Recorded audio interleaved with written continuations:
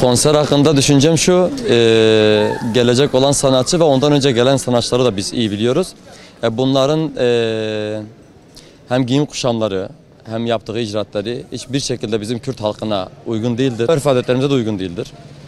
Yani Petrolspor'un şampiyonluğunu biz canı gönülden tebrik ediyoruz. Ve biz ki Batman halkı olarak dindar bir halkız. Biz de o kutlamalara gitmeyi istiyoruz.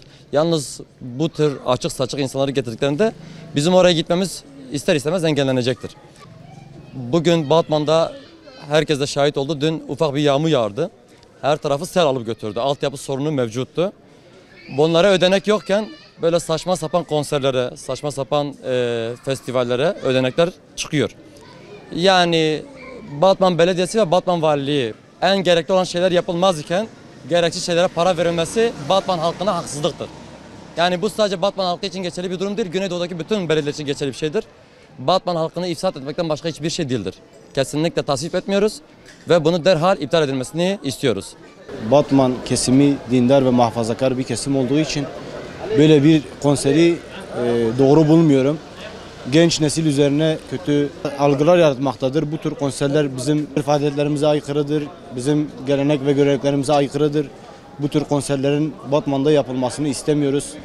Belediyenin öncelikle Batman merkezinde, sokaklarında eksik olan hizmetlerini tamamlaması gerekirken bu tür hizmetleri biz beklemiyoruz. Yani öncelikle bize hizmet etsin. Öncelikle bizim sokaklarımızı eksik olan altyapılarımızı düzeltsin. Yani kalkıp da Hande Yener gibi bir insanı getirip burada konser yaptırmaya gerek yok. Yani Hande Yener konserlerinin nasıl bir konser olduğunu yani daha önceden sosyal medya üzerinden görmüşüz. Yani İslam'a uygun olmayan ve gençleri yozlaştıran, yaşanan bir konserdir.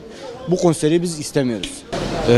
Şimdi birincisi hocam, Müslüman bir şahsiyet bu tür şeyleri kabul edemez. Çünkü bu bizim gençlerin ahlaki değerlerine çok olumsuz etkiler bırakmaktadır.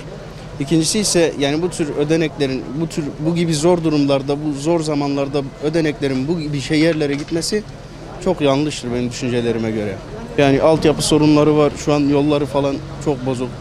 Yani bu ödeneklerin bunlara harcanması gerekirken bu tür şeylere harcanması çok gereksiz gibime geliyor. Şimdi kesinlikle bizler Selahaddin Eyyubi'nin torunlarıyız. Yani Selahaddin Eyyubi'nin torunları bu tür şeyleri kabul edemez. Yani Müslüman bir şahsiyet bu tür şeyleri kabul edemez. Kesinlikle iptal edilmesi gerekiyor bir an önce.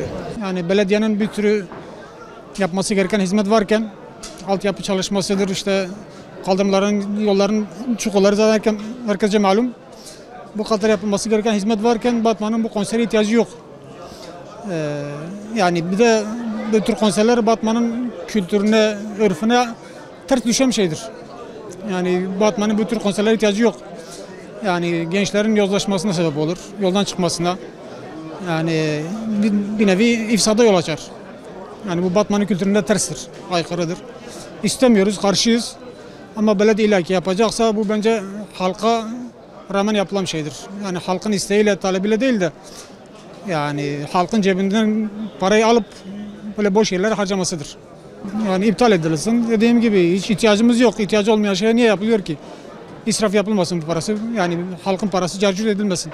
Yani konser önemli değil bizler için. Bizler için vatandaşlığın sağlığı, güvencesi, hizmeti, esnafların birlik ve eşitlik olması.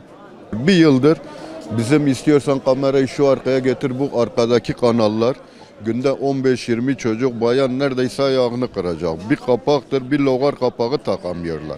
O ödenek gitsin, konserlerini versin. Konseri bizim sağlığımızdan da önemlidir demek ki.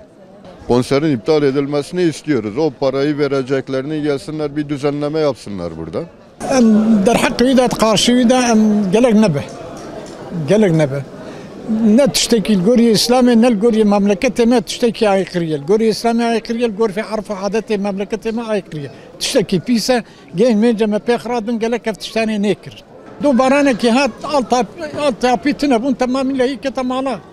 Gerek Batman'ı da safkın tebini var van tüşte pismi safkın. Van konsere amtkazım ko eftiştani ne ekir. İptal mı? Am karşı bir tüşte.